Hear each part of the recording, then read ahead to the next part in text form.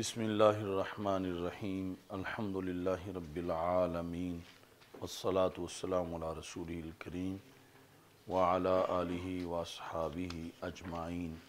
تو امام حصکفی نے اپنے استاذ شیخ محمد آفندی محاسنی کے اشعار در مختار میں ذکر کیے۔ پہلا شعر آپ نے کل پڑھا، لِكُلِّ بَنِي الدُّنْيَا مُرَادٌ وَمَقْصِدُ وَإِنَّ مُرَادِي صِحَّةٌ وَفَرَاغُ لِأَبْلُغَ فِي عِلْمِ الشَّرِيعَةِ مَبْلَغًا يَكُونُ بِهِ لِي فِي الْجِنَانِ بَلَاغُ۔ یہ دو ہو گئے۔ فَفِي مِثْلِ هَذَا فَلْيُنَافِسْ أُولُو النُّہَىٰ وَحَسْبِي مِنَ الدُّنْيَا الْغَرُورِ بَلَاغُ۔ فَفِي مِثْلِ هَذَا فَلْيُنَافِسْ أُولُو النُّہَىٰ، عقل والوں کو اس طرح کے کاموں میں اپنے آپ کو فدا کرنا چاہیے۔ یعنی یہ جو ساتھ گزرا ہے کہ علم شریعت کے اندر ایسے مقام تک پہنچنا کہ جس کی وجہ سے بندہ جنت پہنچ سکے، اس کے اندر اولو النہا اصحاب عقول جو ہیں ان کو اپنے آپ کو فدا کرنا چاہیے۔ وَحَسْبِي مِنَ الدُّنْيَا، دنیا جو ہے وہ موصوف ہے، اور الغرور فعول جس میں مذکر مؤنث دونوں برابر ہوتے ہیں، یہ دنیا کی صفت ہے۔ بلاغ، تو کہتے ہیں کہ میرے لیے دنیا میں سے اتنا ہی کافی ہے، ایسی دنیا جو کہ دھوکہ دینے والی ہے، میرے لیے بقدر کفایت ہی جس سے میرا دنیا میں گزارا ہو سکے، اتنا ہی مجھ سے میرے لیے دنیا کا مال کافی ہے۔ یعنی میری زیادہ توجہ جو ہے وہ علم شریعت کی طرف ہے کہ اس کے اندر میں اعلیٰ مقام تک پہنچ جاؤں، اور دنیا بقدر کفایت ہی میرے لیے ہو تو یہ صحیح ہے۔ فَمَا الْفَوْزُ إِلَّا فِي نَعِيمٍ مُؤَبَّدٍ الْعَيْشُ رَغْدٌ وَالشَّرَابُ يُسَاغُ۔ نہیں ہے کامیابی مگر ان نعمتوں میں جو دائمی ہیں، یعنی دنیا کے اندر جو نعمتیں ہیں وہ عارضی ہیں اور جنت کی دائمی ہیں، تو میں جنت کی نعمتوں کے حصول کا طلبگار ہوں۔ جنت کی نعمتیں کیسی ہیں؟ بِهِ الْعَيْشُ رَغَدٌ وَالشَّرَابُ يُسَاغُ، کہ جس کے اندر کھانے پینے کی کوئی پابندی نہیں، رغد بلا روک ٹوک، وَالشَّرَابُ يُسَاغُ، اور جس کے اندر پینے کی چیزیں وہ ہیں کہ جب حلق میں داخل ہوں تو اس سے خوشگوار کیفیت محسوس ہو۔ اب جو اصل مقصد ہے ان کا خطبہ کے بعد، مقدمہ در مختار کا مقدمہ شروع کرتے ہیں۔ مقدمہ مرفوع پڑھیں تو ہوگا ھذہ مقدمۃ، یعنی خبر ہے مبتدا محذوف کی۔ باقی منصوب پڑھیں تو پھر فعل محذوف کا مفعول بھی ہوگا، خذ مقدمۃ۔ اب اس میں بحث ہے کہ اسے مقدمہ پڑھنا ہے یا مقدمہ پڑھنا ہے۔ ویسے بظاہر یہ ہے کہ پوری کتاب سے اس کو مقدم کیا گیا ہے، تو اس کو مقدمہ پڑھا جائے کہ وہ شے کہ جس کو کتاب پر مقدم کیا گیا ہے۔ لیکن زمخشری نے فائق میں یہ کہا، جو الفائق فی غریب الحدیث، یعنی حدیث شریف کے جو مشکل الفاظ کی ڈکشنری ہے فائق، اس کے اندر زمخشری کا یہ قول موجود ہے کہ ہیا بکسر الدال، کہ یہ مقدمہ ہے، مقدمہ نہیں، یعنی اس میں فاعل ہے، اس میں مفعول نہیں۔ لیکن یہ قدمہ سے مشتق ہے، وہ قدمہ جس کی موافقت ہے تقدمہ کے ساتھ۔ یہ آپ نے فصول اکبری میں جو خواص پڑھے ہوں گے کہ بعض افعال کی بعض کے ساتھ موافقت ہوتی ہے، موافقت کا خاصہ، کہ وہ اس کے معنی میں ہوتے ہیں۔ ویسے تو باب تفعیل متعدی ہوتا ہے، لیکن باب تفعیل کی تفاعل کے ساتھ موافقت بھی ہے۔ تو اس بنیاد پر یہ جو مقدمہ ہے مشتق تو یہ صیغہ تو تفعیل کا ہے اور قدمہ سے بنا ہے، لیکن اس میں معنی تقدمہ والا ہوگا۔ تو اب معنی تقدمہ والا یہ ہوگا کہ مقدمہ بمعنی متقدمہ ہوگا۔ تو متقدمہ کا معنی ہے آگے ہونے والا، آگے ہونے والی چیز۔ تو وہ جو اصل معنی میں اگر یہ رہتا تو پھر تو مقدمہ ہی پڑھنا چاہیے تھا کہ جس کو آگے کیا گیا ہے، لیکن یہ تفاعل کے ساتھ موافقت کی بنیاد پر یہ ہے کہ آگے ہونے والی چیز، یعنی لازمی میں یہ استعمال ہے، متعدی میں استعمال نہیں ہے۔ تو اس بنیاد پر جو ہے وہ یہ مقدمہ پڑھا جائے گا موافقت کی بنیاد پر، کہ باقی کتاب سے یہ حصہ پہلے آنے والا ہے۔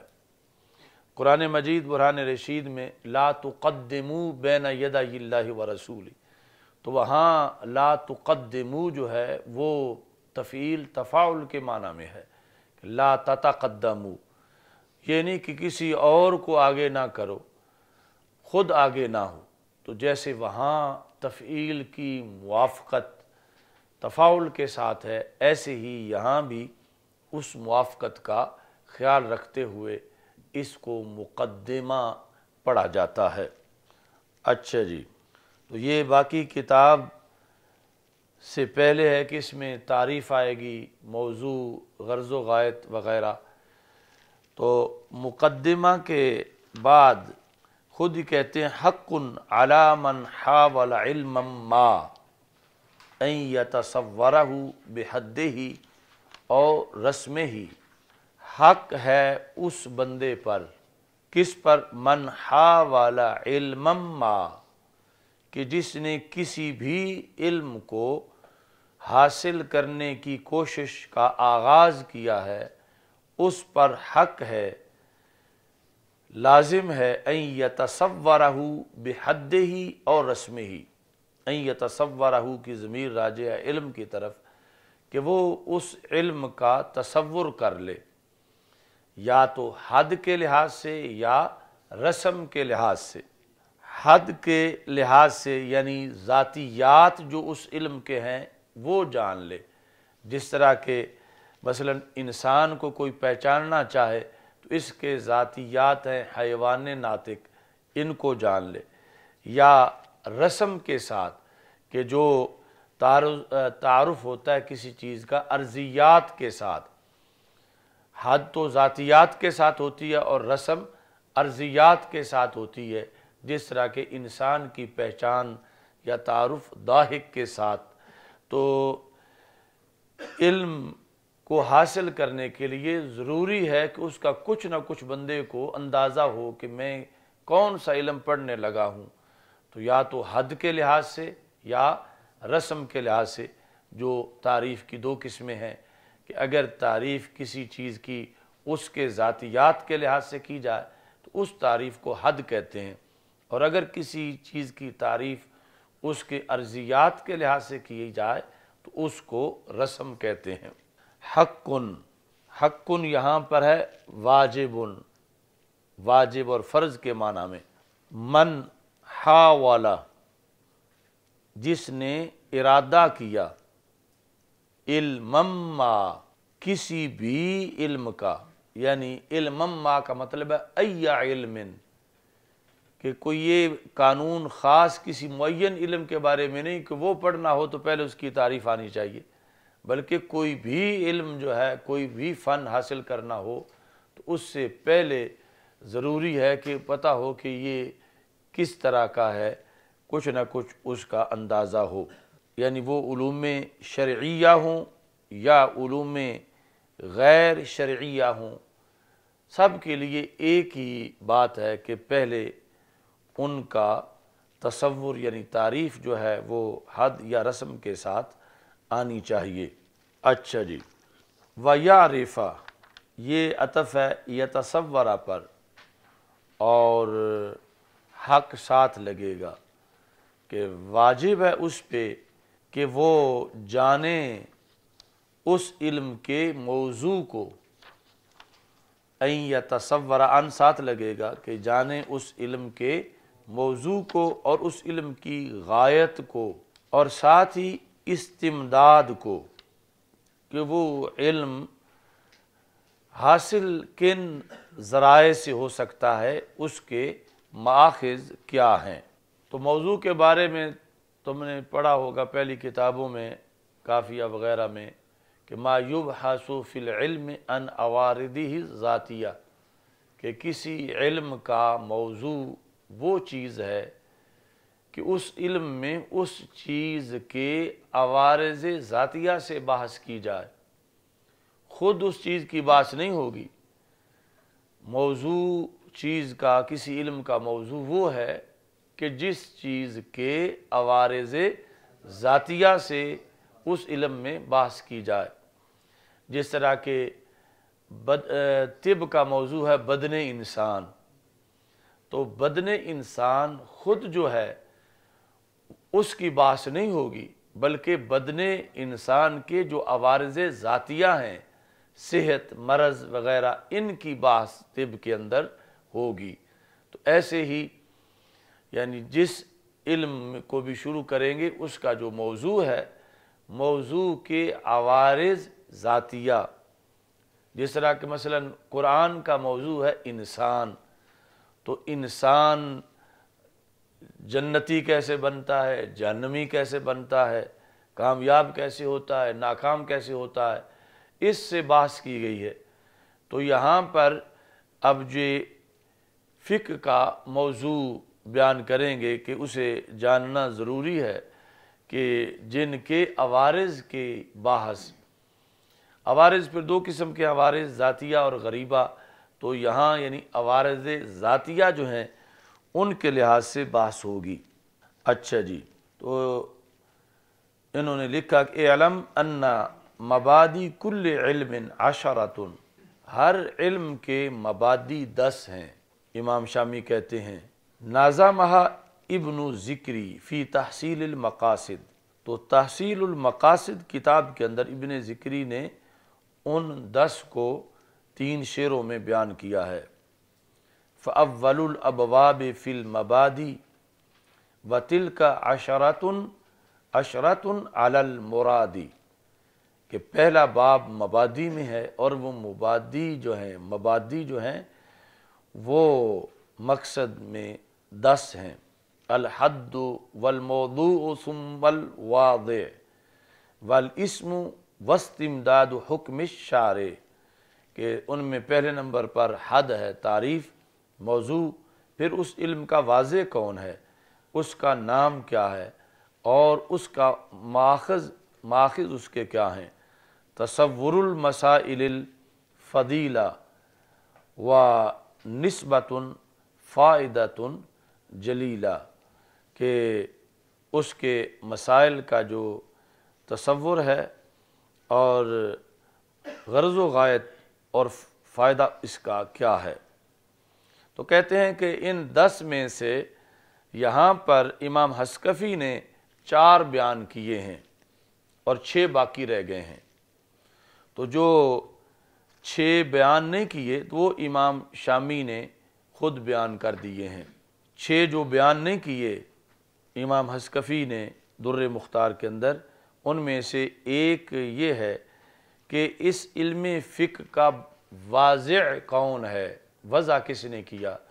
تو تو کہتے ہیں فوادعہ ابو حنیفہ رحمہ اللہ تعالی، یعنی آپ صرف فقہ حنفی کے ہی واضح نہیں بلکہ مطلقاً فقہ اسلامی کے آپ واضح ہیں، یعنی امت کے اندر یہ شعبہ جو رائج کیا اور باقی ائمہ جس سے تربیت پا کے آگے بڑھے وہ امام اعظم ابو حنیفہ ہی پہلے ہیں کہ جنہوں نے اس کام کا آغاز کیا۔ جس طرح کہ امام موفق مکی جو ہیں انہوں نے جو امام اعظم ابو حنیفہ کے مناقب لکھے، وہ کتاب چھپی ہوئی ہے، تو انہوں نے لکھا کہ ابو حنیفہ اول من دون علم هذه الشریعہ، کہ امام ابو حنیفہ وہ پہلے شخص ہیں کہ جنہوں نے اس شریعت محمدی صلی اللہ علیہ وسلم کے علم کو مدون کیا۔ کیسے؟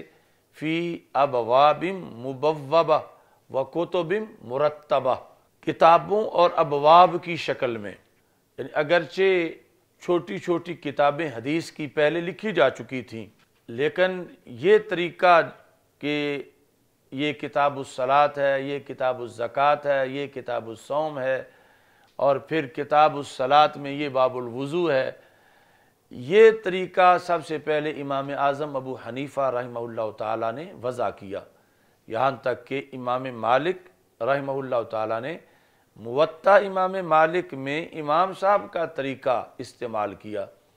موطا امام مالک لکھنے میں، یعنی اس حدیث کی کتاب میں جو طریقہ شریعت کو مدون کرنے کا امام اعظم ابو حنیفہ کا تھا، اس کو انہوں نے فالو کیا۔ یعنی اس امت کے اندر کتاب لکھنے کا طریقہ امام اعظم ابو حنیفہ اس کے بانی ہیں، تو ان کو اولیت حاصل ہے ان ائمہ کے اندر، اور یہ ان کی صحابہ رضی اللہ تعالی عنہم پر فضیلت نہیں بلکہ اس وقت ضرورت نہ تھی عہد صحابہ رضی اللہ تعالی عنہم میں، یہ مرحلہ بعد میں آیا، تو اس وقت اللہ نے انہیں یہ توفیق دی، تو یہ ان کی اولیت ہے۔ تو اس واسطے انہوں نے لکھا کہ فوادعہ مطلقاً فقہ کے واضح اور بانی، صرف فقہ حنفی کے نہیں، یعنی مطلقاً فقہ کے بانی وہ امام اعظم ابو حنیفہ رحمہ اللہ تعالی ہیں۔ تو وہاں امام موفق نے خود یہ اعتراض کا جواب دیا کہ آپ یہ کہہ رہے ہیں کہ سب سے پہلے امام اعظم ابو حنیفہ نے فقہ علم شریعت کو مدون کیا، تو کیا صحابہ رضی اللہ تعالی عنہم سے یہ کام نہیں ہو سکا تھا کہ انہوں نے یہ آ کے کام کیا، تو کیا ان کا بڑا کردار ہے ان سے؟ تو اس جواب میں انہوں نے کہا وَكَانَتْ قُلُوبُهُمْ صَنَادِيقَ عُلُومِهِمْ، کہ صحابہ کے دل ہی علم کے صندوق تھے، وہ ایسی تدوین یا ترتیب تالیف تصنیف کے محتاج ہی نہیں تھے۔ اب جس وقت جو رسول پاک صلی اللہ علیہ وسلم نے فرمایا کہ علم یوں نہیں اٹھے گا کہ رات کوئی عالم سوئے اور صبح جاہل اٹھے، ان اللہ لا یقبض العلم انتزاعا ینتزع من قلوب الرجال بل ینتزع بموت العلماء، تو اس طرح جب صحابہ دنیا سے اٹھ گئے تو آگے پھر یہ حملہ ہو رہا تھا دوسری طرف سے جہالت کا، تو پھر یہ ضرورت محسوس کی گئی کہ علم شریعت کو مدون کیا جائے، چونکہ خود عربوں کے لیے سمجھنا قرآن و سنت کو اس لیے مشکل ہو رہا تھا کہ اسلام کئی قوموں تک پہنچ چکا تھا اور ان کی بولیاں عربی میں مکس ہو رہی تھیں، اور خود عربوں کے لیے عربی کا جاننا مشکل ہو رہا تھا، تو اس لیے ضرورت محسوس کی گئی کہ اب علم شریعت کو مدون کر دیا جائے تاکہ کوئی چیز ضائع نہ ہو۔ تو امام اعظم ابو حنیفہ رحمۃ اللہ علیہ نے اس کا سب سے پہلے کام کیا۔ نام کیا ہے علم کا؟ وَاسْمُهُ الْفِقْهُ، نام فقہ ہے۔ وَحُكْمُ الشَّارِعِ فِيهِ، یعنی شرعی طور پر اس کا گریڈ کیا ہے، سٹیٹس کہ یہ پڑھنا کیسا ہے، کوئی نفلی کام ہے یا کیا ہے؟ وَحُکْمُ الشَّارِعِ فِيهِ وُجُوبُ تَحْصِيلِ الْمُكَلَّفِ مَا لَا بُدَّ مِنْهُ، کہ جس کے بغیر گزارا نہیں اتنے کا تو حاصل کرنا جو ہے مکلف پر واجب ہے۔ مسائل اس کے کیا ہیں؟ اس میں پھر آگے جو ہے وہ وضاحت ہے کہ ایک ہے فرض عین ہونا، ایک ہے فرض کفایہ ہونا۔ تو ہر بندہ جو ہے اس پر جو اس کی زندگی کا شعبہ ہے، اس کی اسلامی معلومات اور اسلامی احکام کو جاننا یہ یوں فرض ہے جیسے نماز فرض ہے۔ اور ایسے ہی جب بندہ بالغ ہو جائے تو بالغ پر جیسے نماز فرض ہے ایسے نماز کے مسائل بھی فرض ہیں۔ جس پر زکوٰۃ فرض ہے اس پر زکوٰۃ کے مسائل کو جاننا بھی فرض ہے۔ یہ تو ہے فرض عین، لیکن اس کے علاوہ 70 مربع میل کے اندر اگر ایک شخص اصول و فروع کا ماہر تیار ہو جائے تو وہ سارے لوگوں کا فرض ادا کر دیتا ہے۔ یعنی پورے دین کا ماہر ہونا یہ فرض عین نہیں، فرض کفایہ ہے۔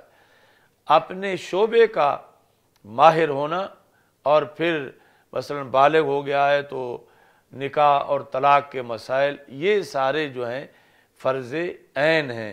یعنی تاجر پر اسلامی تجارت کے مسائل کا جاننا یوں فرض ہے جیسے کہ نماز فرض ہے، لیکن فرض کفایہ ہے پورے دین پر عبور حاصل کرنا۔ تو اس کے لحاظ سے یہ کہہ رہے ہیں وَحُکْمُ الشَّارِعِ فِيهِ وُجُوبُ تحصیل المکلف ما لا بد لہ منہ، کہ مکلف کا جس کے بغیر چارہ نہیں، یعنی اب بالغ ہے تو اس پر نماز کے مسائل جاننا یہ فرض ہے، یعنی یہاں وجوب فرض کے معنی میں ہے۔ وَمَسَائِلُهُ، اس علم کے مسائل کیا ہیں؟ کل جملۃ موضوعها فعل المکلف ومحمولها احد الاحکام الخمسہ نحو هذا الفعل واجب۔ علم فقہ کے مسائل کیا ہیں؟ علم فقہ کا کوئی بھی مسئلہ بنانا ہو، بیان کرنا ہو تو اس میں یہ شرط ہے کہ اس کا موضوع جو ہے، یہ موضوع سے مراد یہ تعریف کے ساتھ جو لفظ موضوع ہے ما یبحث وہ مراد نہیں ہے۔ اس موضوع سے مراد جو منطق میں موضوع اور محمول ہے، جو نحو میں مبتدا خبر ہے، وہ مراد ہے کہ جملے کا جو موضوع ہے وہ ہوگا فعل مکلف، اور محمول ہوگا شرعی حکم۔ شرعی حکم کیا ہے؟ مثلا فرض ہونا، سنت ہونا، نفل ہونا، حرام ہونا، مکروہ ہونا، یہ بنے گا محمول۔ اور موضوع کون بنے گا؟ موضوع ہوگا مکلف کا فعل، مکلف کا فعل۔ مثلا یہ ہوگا اداء الصوم فرض یا واجب یا فریضۃ، کہ اداء الصوم یہ مکلف کا فعل ہے اور آگے شریعت کا حکم وہ محمول بنایا جائے گا۔ ایسے ہی اداء الزکوٰۃ فریضۃ، یا کوئی بھی جتنی بحث ہوگی فقہ میں وہ موضوع جو ہوگا مسئلہ بناتے وقت مکلف کا فعل ہوگا، اس کا قیام کرنا، رکوع کرنا، رکوع نہ کرنا، اس کا معاذ اللہ شراب پینا، یہ کوئی بھی فعل مکلف جو ہے وہ موضوع ہوگا، اور آگے محمول میں سے حرام یا مکروہ تحریمی یا مکروہ تنزیہی یا ادھر فرض یا واجب مستحب اس طرح کر کے آگے ساتھ لگا کے محمول میں تو جملہ پورا کر کے مسئلہ بنایا جائے گا۔ فضیلت اس کی کیا ہے؟ کونہ افضل العلوم، یہ سارے علوم سے افضل ہے، لیکن کچھ مستثنیٰ ہیں۔ وہ کون کون سے؟ سوى الکلام والتفسیر والحدیث واصول الفقہ، علم کلام یعنی علم عقائد، علم تفسیر، علم حدیث اور اصول فقہ کے علاوہ جو علوم ہیں ان کا یہ سردار ہے، ان سے یہ افضل ہے۔ باقی چونکہ پہلے بھی بیان کیا تھا کہ اگرچہ اصول حدیث بھی ہے، اصول تفسیر بھی ہے، لیکن اصول حدیث اور اصول تفسیر جو ہے یہ ایک فرع ہے اصول فقہ کی۔ اصل جو سب سے زیادہ مفصل ہے اور اس امت کا ترہ امتیاز ہے وہ اصول فقہ ہے۔ اصول فقہ اور باقی اصول اسی سے ماخوذ ہیں، خواہ وہ تفسیر کے ہوں یا حدیث کے ہوں۔ تو اس واسطے انہوں نے پھر اسی کو یہاں پہ استعمال ذکر کیا ہے۔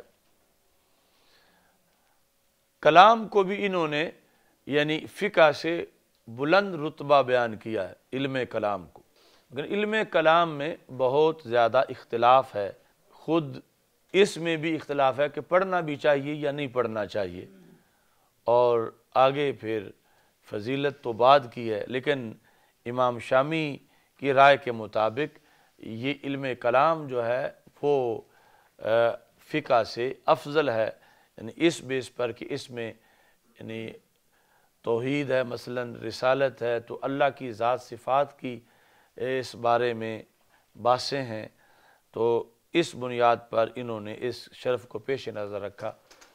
لیکن دوسری طرف جنہوں نے اس کا رد کیا تو انہوں نے اس کے اندر جو فلسفی منطقی باتیں ہیں کہ جن میں قرآن و سنت کو پیش نظر نہیں رکھا جاتا، تو اس بیس پر انہوں نے رد کیا کہ بعض کفریات ہیں فلسفے کے، تو دلیل دیتے وقت وہ عمومی طور پر توجہ نہیں جاتی، تو پھر انہی کفریات کا تلفظ معاذ اللہ زبان سے ہو جاتا۔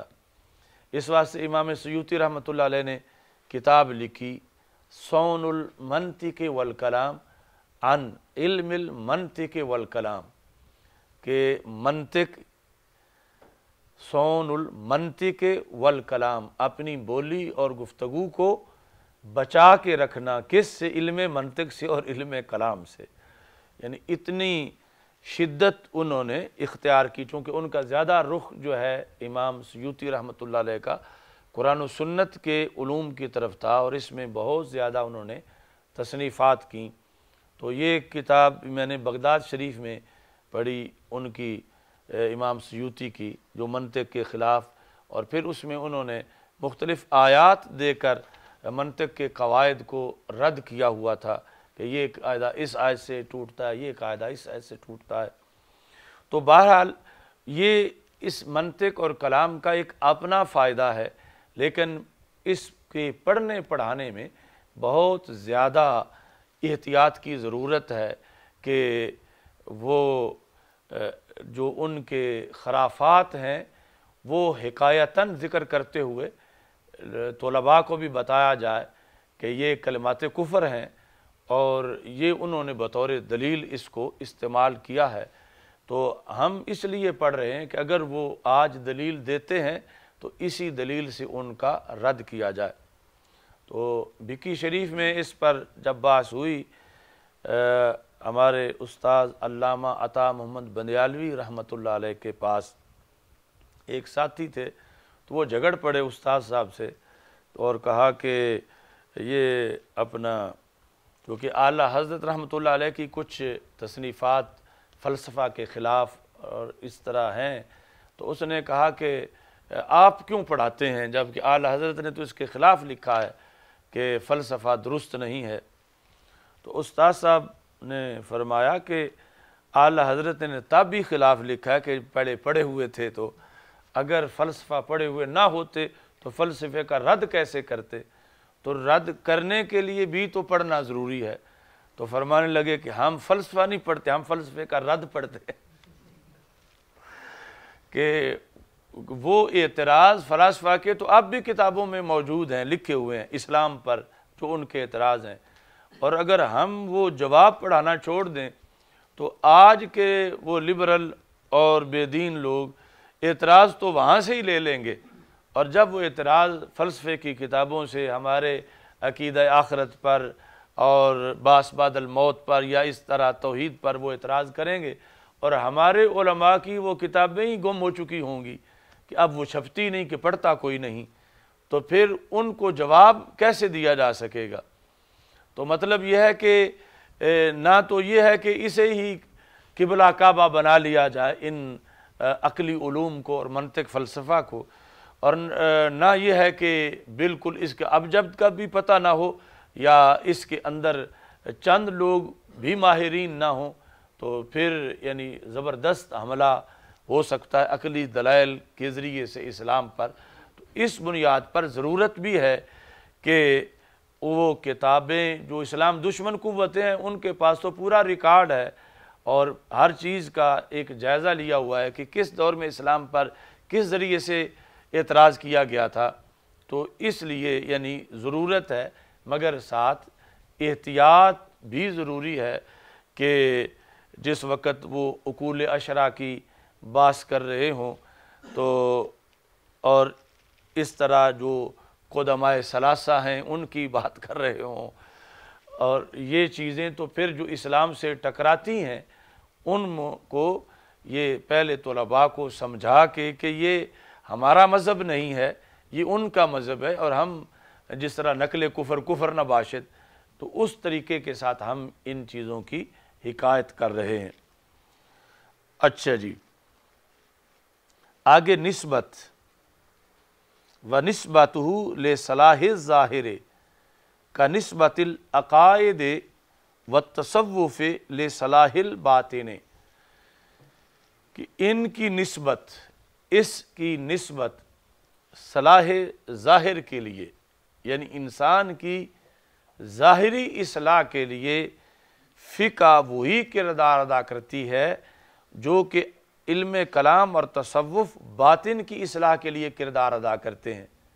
یعنی باطن کی اصلاح کے لیے جیسے تصوف ضروری ہے، اور ایسے ہی یعنی باطن سے مراد عقیدہ بھی کا تعلق بھی دل کے ساتھ ہے، تو جس طرح علم کلام اور تصوف باطن کے لیے ضروری ہیں، تو ایسے ہی ظاہر کے لیے مثلا نماز پڑھتے وقت رکوع سجدہ یہ سب ظاہر نے کرنا ہے، تو اس کے لیے ضروری ہے کہ ظاہر کو ہدایات ملیں فقہ سے، تو یہ اس کی نسبت ہے۔ امام حلبی نے یہ وضاحت کی۔ اچھا جی، تو اب اوپر فقہ کی تعریف جو ہے امام حسکفی کرتے ہیں، ثم خص بعلم الشریعۃ فالفقہ لغتاً العلم بالشیء، لغوی طور پر کسی شے کے علم کو فقہ کہتے ہیں، کسی بھی شے کا علم ہو، یعنی وہ اچھی ہے یا بری ہے، وہ علوم شریعت سے ہے یا نہیں ہے۔ جس طرح لفظ سائنس جو ہے اس کو وہاں پر جیسے خاص معنی میں استعمال ہوتا ہے، تو ہمارے اب جدید عربی کے اندر جو ہے وہ جتنے فنون ہیں، مثلا اصول حدیث ہے، اس کے بارے میں بھی وہ سائنس کا لفظ استعمال کرتے ہیں کہ 65 سائنسز ہیں اصول حدیث میں، 65 علوم ہیں، جس طرح کہ آگے اب 100 کا قول بھی آپ نے پچھلی جماعت والوں نے پڑھا، بخاری والوں نے۔ تو یہاں فقہ کا ہے مطلقاً کسی شے کو سمجھنا، کہتے ہیں خص بعلم الشریعۃ، اس کے بعد پھر علم شریعت کے ساتھ اس کو خاص کیا گیا، یعنی علم شریعت کی سمجھ اس کے ساتھ فقہ کو خاص کیا گیا۔ اچھا جی، فاقیہ بالکسر فقہن عالمہ، یعنی ایک باب اس کا جو ہے وہ عالمہ یعلم والا ہے، فاقیہ یفقہ، دوسرا فاقوہ یفقہ فقاہتن، فاقیہ ہو تو پھر مصدر فقہن ہے، فاقوہ ہو تو پھر مصدر فقاہتن ہے۔ یہ کب بولا جاتا ہے؟ سارا فقیہن، کہ وہ بندہ فقیہ ہو گیا، ماضی کے ساتھ یہ صیغے اس وقت تعبیر کیے جاتے ہیں۔ امام کرمانی نے اس کا خلاصہ یہ بیان کیا کہ یہ جو باب ہے فاقیہ یفقہ، یہ لغوی فقہ کے لیے استعمال ہوتا ہے، اور فاقوہ یفقہ یہ اصطلاحی فقہ کے لیے استعمال ہوتا ہے، یعنی اصطلاحی فقہ کا جو مصدر ہے فقاہت، تو وہ فاقوہا یفقہو، فاولا یفعلو سے ہے۔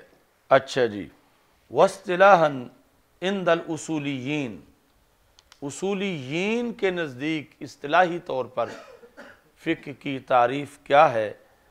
العلم بالاحکام الشرعیۃ الفرعیۃ، احکام شرعیہ فرعیہ کا علم، المکتسب، یہ صفت ہے علم کی، المکتسب یعنی شرعی فرعی احکام کا وہ علم جو حاصل کیا گیا ہو، من ادلتھا التفصیلیہ، ان احکام کی تفصیلی دلیلوں سے، ہا کا مرجع ہے احکام، المکتسب من ادلتھا التفصیلیہ، تفصیلی دلائل سے، احکام شریعت کے تفصیلی دلائل سے، جن شرعی فرعی یعنی جو اصول ہیں ان کے بارے میں تو پہلے آیات کا نزول ہو چکا ہے، احکام شرعیہ فرعیہ کا علم جو کہ حاصل ہو تفصیلی دلائل سے، یہ ایک تعریف ہے۔ اس کے لحاظ سے امام شامی اب بات شروع کرتے ہیں۔ سب سے پہلے لفظ اصطلاح جو آیا ہے، کہتے ہیں اس کا لغوی معنی ہے اتفاق، اصطلاح کا معنی ہے اتفاق، اور اصطلاحی معنی کیا ہے؟ اتفاق و طائفۃ مخصوصۃ علی اخراج الشیء عن معناہ الی معنی آخر، ایک مخصوص طبقے کا اتفاق ہو جانا۔ ابن حمام کے نزدیک تمام فقہ جو ہے وہ قطعی ہے، تو العلم بالاحکام الشرعیہ اکثر رائج اصول میں ہمارے یہی ہے تعریف، لیکن انہوں نے التصدیق بالاحکام الشرعیہ الفرعیہ المکتسب من ادلتھا التفصیلیہ، یہ ان کی تعریف ہے۔ باقی ایک جیسی ہے، لیکن علم کی جگہ لفظ تصدیق انہوں نے استعمال کیا ہے۔ اچھا جی،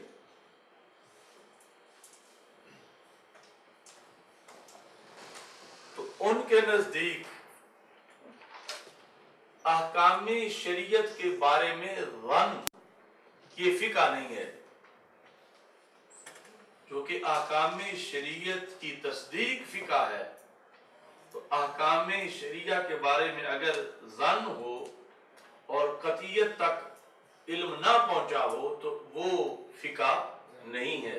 اس واسطے کہتے ہیں فالظن بالاحکام الشرعیۃ وکذا الاحکام المظنونۃ لیس من الفقہ، کہ احکام شریعت کے بارے میں ظن یا خود احکام مظنونہ یہ فقہ نہیں ہے۔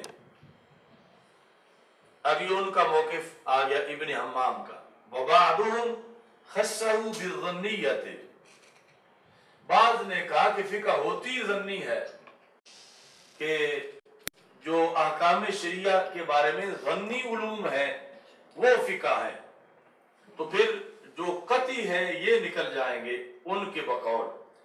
وبعضهم، بعض فقہا نے خصہ خاص کیا ہے فقہ کو بالظنیۃ، فیخرج عنہ ما علم ثبوت قطعا، تو پھر وہ نکل جائیں گے کہ جن کا احکام شریعت کا علم قطعی طور پر ہے وہ فقہ کی تعریف سے نکل جائیں گے۔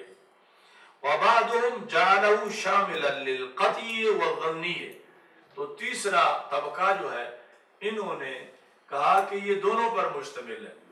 ابن حمام کے نزدیک صرف احکام شریعہ کا قطعی علم فقہ ہے، اور بعض نے کہا کہ صرف ظنی علم احکام شریعہ کا فقہ ہے، اور تیسرا طبقہ جو ہے انہوں نے کہا خواہ قطعی ہوں یا ظنی ہوں سب کا مشترکہ جو علم ہے وہ فقہ ہے۔ اچھا جی، تو یہ جو تیسرا طبقہ ہے اس کو انہوں نے ترجیح دی ہے کہ فقہ سے نہ تو قطعی علوم نکلیں احکام کے اور نہ ہی ظنی علوم نکلیں، دونوں پر مشتمل ہے۔ اس لیے کہتے ہیں وقد نص غیر واحد من المتاخرین علی انہ الحق، کہ بہت سے متاخرین نے اس پر نص کی ہے کہ یہ تیسرا موقف صحیح ہے کہ فقہ ایسے علم کو کہتے ہیں کہ جو احکام شریعہ کا علم دلائل سے حاصل ہو، اور وہ خواہ قطعی ہو علم یا ظنی ہو۔ وعلیہ عمل السلف والخلف، اس پر سلف اور خلف کا عمل ہے۔ اچھا جی، وتمامہ فی شرح تحریر، اور یہ پوری تفصیلات جو ہیں وہ شرح تحریر کے اندر ہے، یعنی تحریر ابن حمام رحمہ اللہ تعالیٰ کی کتاب ہے، اور شرح تعبیر یہ ان کے شاگرد ابن امیر حاج ان کی ہے، انہوں نے شرح کے اندر یہ ساری وضاحت کی ہے۔ تو پھر اب خلاصہ کیا بنا؟ امام شافعی کہتے ہیں فالمراد بالعلم ہنا الادراک الصادق والیقین والظن، کہ یہاں علم سے مراد وہ ادراک ہے جو کہ سچا ہو، وہ یقین پہ بھی سچا ہے اور ظن پہ بھی سچا ہے، یعنی وہ ادراک جو یقین پہ بھی صادق آئے اور ظن پہ بھی صادق آئے، یعنی وہ جو تیسرا مذہب ہے کہ دونوں چیزیں اس میں ہوں، تو علم سے مراد وہ لیا گیا، یعنی محض تصور نہیں بلکہ تصدیق تصور، جو دونوں قسمیں ہیں علم کی، اس کے لحاظ سے یہ تیسرا موقف جو ہے وہ لیا گیا۔ کما ہوا اصطلاح المنطقی، جس طرح کہ منطقی کی اصطلاح ہے، یعنی منطق میں علم کی دو قسمیں پڑھائی جاتی ہیں، تصور اور تصدیق۔ تو یہ جو ابن حمام نے کہا کہ علم کی جگہ رکھنا ہی تصدیق ہے، تو یہ یعنی منطقی اصطلاح نہیں ہے۔ منطقی اصطلاح کے مطابق علم خود تصدیق کو بھی شامل ہے، تصور کو بھی شامل ہے۔ وہ اصولیوں کی اصطلاح ہے، اصولیوں کی اصطلاح کے مطابق فالمراد به المقابل للظن، کہ علم سے مراد وہ ہے جو ظن کے مقابل ہو، یعنی تصدیق، جس طرح کہ صدر الشریعہ نے توضیح کے اندر یہ بتایا ہے۔ اب اس کے لحاظ سے پھر ایک اعتراض ہوتا ہے تو اس کا جواب دیتے ہیں۔ اعتراض یہ ہوتا ہے کہ یہ مشہور ہے کہ کہا جاتا ہے فقہ ظنی علم ہے، ظنی علم ہے، یہ قطعی علم نہیں ہے، یعنی اعتراض اس طرح کہا جاتا ہے فقہ ظنی ہے، لفظ علم بولے بغیر فقہ ظنی ہے۔ فَلِمَا أُطْلِقَ الْعِلْمُ عَلَيْهِ، تو جب یہ ظنی ہے تو اس پر پھر علم کا اطلاق کیوں کیا گیا؟ تو اس کے انہوں نے پھر دو جواب دیے، اور یہ بحث یعنی یہ لائے ہیں توضیح سے، توضیح تلوی جو ہے، کیونکہ پیچھے بات ختم ہوگی قال صدر الشریعہ فی التوضیح ہے، یہ آگے صدر الشریعہ نے جو توضیح میں کہا وہ یہ سوال اور اس کے دو جواب ہیں۔ سوال یہ ہے کہ فقہ ظنی ہے تو اس کو پھر علم کیوں کہا جاتا ہے؟ جو آپ نے تعریف میں کہا العلم بالاحکام الشریعہ، تو جب ظنی ہے تو پھر کہنا چاہیے الظن بالاحکام الشریعہ یا الادراک بالاحکام الشریعہ، العلم کیوں کہا؟ پہلا جواب یہ ہے، اس کی بنیاد اس پر ہے کہ فقہ ظنی ہے ہی نہیں، فقہ قطعی ہے، لہذا جب قطعی ہے تو قطعی پر علم کا اطلاق کر دیا گیا، تو یہ تو جس طرح چاہیے تھا ویسے ہی کیا گیا، کیونکہ ہم یہ تسلیم ہی نہیں کرتے کہ فقہ ظنی ہے بلکہ فقہ قطعی ہے۔ دیکھو فجواب اولا انہ مقطوع بہ،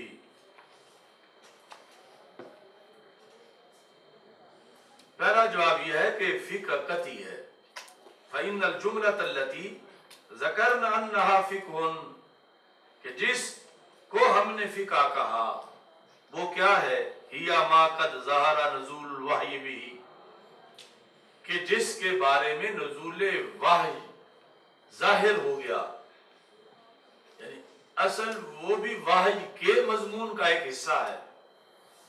جب نزول وحی اس کے بارے میں ظاہر ہو گیا تو اب وہ بھی قطعی ہے. یعنی جس طرح کے وافقہ میں مثالیں دے کر سمجھایا گیا کہ ایک گھڑا ہے, اس کے اوپر ڈھکن دیا ہوا ہے, تو اب جس نے اوپر سے ڈھکن اتارا اور نیچے پانی ظاہر ہوا, یہ وہ نہیں ہے کہ جو کوئی اب پانی ڈال رہا ہے اپنی طرف سے اس گھڑے میں. پانی تو پہلے ہی تھا, اس نے اس پانی کو ظاہر کیا. ایسے ہی فقہا نے شریعت تو پہلے ہی تھی لیکن اوپر پردہ تھا, تو علت مشترکہ کی بنیاد پر انہوں نے اوپر سے پردہ ہٹا دیا.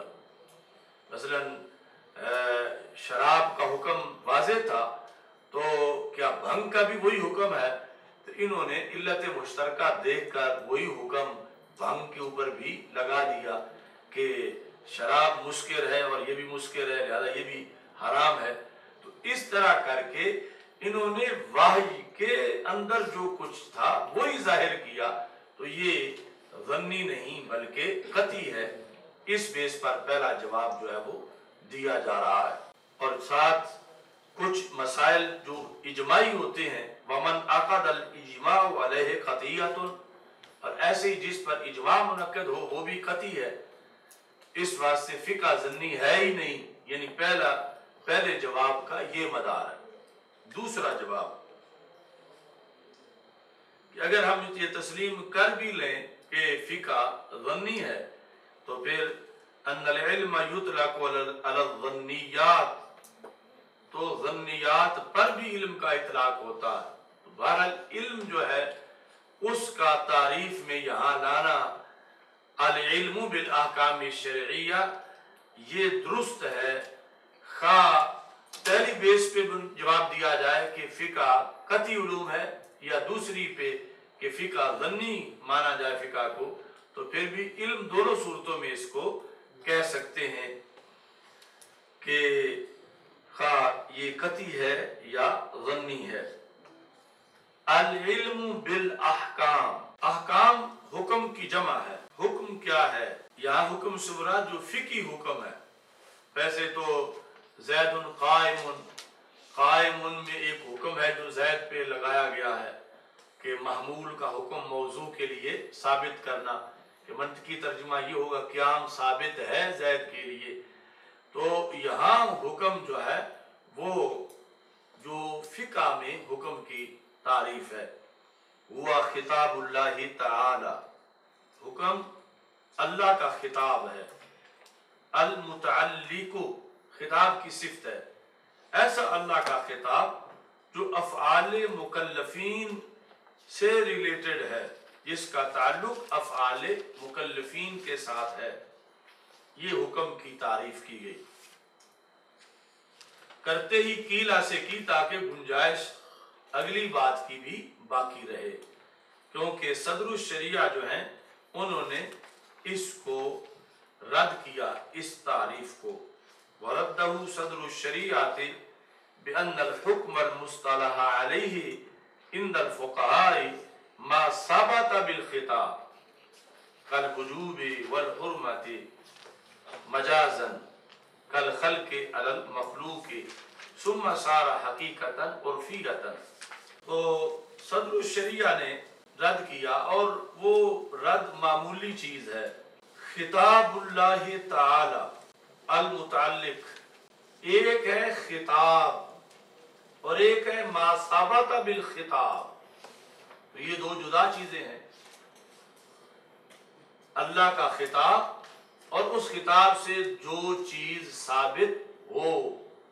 خطاب ہے اللہ کا مثلا اقیم الصلاۃ, اور اس سے ثابت کیا ہو رہا ہے؟ فرضیت صلاۃ. تو خطاب اللہ کا افعال مکلفین کے ساتھ, تو صدر الشریعہ کہتے ہیں کہ حکم جو اصطلاحی حکم ہے, خطاب کو حکم نہیں کہتے, جو خطاب سے ثابت ہو اس کو حکم کہتے ہیں. یعنی مکلفین کے لیے جو چیز خطاب کے ذریعے ثابت ہو, تو اس بنیاد پر یہ تعریف کرنا کہ خطاب اللہ تعالی، یہ حکم کی تعریف درست نہیں ہے، بلکہ یہ کہا جائے ما ثابت بخطاب اللہ تعالی، کہ جو خطاب سے، اللہ کے خطاب سے جو چیز ثابت ہوئی ہے وہ حکم ہے۔ اور یہ کہتے ہیں کہ جس طرح مثال اس کی حکم کی مثال دیں گے تو ہم کہیں گے وجوب، حرمت، فرضیت، تو یہ خطاب نہیں بلکہ وہ چیز ہے جو ما ثابت بالخطاب ہے۔ تو باقی کہتے ہیں کہ زیادہ مسئلہ نہیں ہے اس میں، کہ جس طرح لفظ خلق ہے، لفظ خلق ہے تو مصدر پیدا کرنا، لیکن چلتے چلتے مخلوق کو بھی خلق کہہ دیتے ہیں۔ اصل تو خلق کا نتیجہ مخلوق ہے کہ رب نے پیدا کیا، خلق الخلق، خلق المخلوق، تو مخلوق ہے وہ جو پیدا کی گئی، لیکن کبھی اسی مخلوق کو ہی خلق بھی کہہ دیا جاتا ہے، مخلوق کو خلق بھی،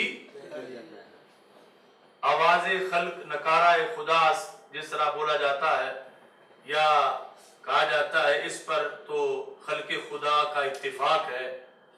تو مراد خلق سے کیا ہے؟ مخلوق، چونکہ خلق تو مصدری معنی ہے، تو خلق بمعنی مخلوق جس طرح مجازن لیا جاتا ہے، تو اس طرح ہی یہاں خطاب سے مراد وہ ہے ما ثابت بالخطاب، جو خطاب سے ثابت ہوا۔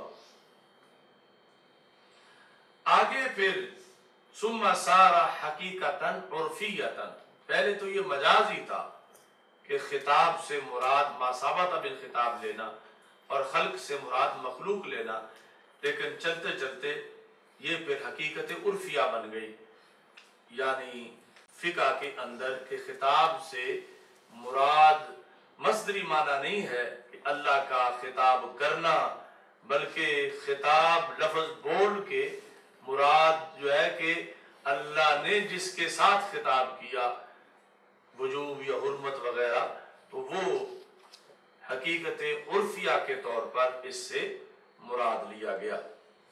چلو الحمدللہ توحید و رسالت کا نعرہ دنیا میں لگانے نکلے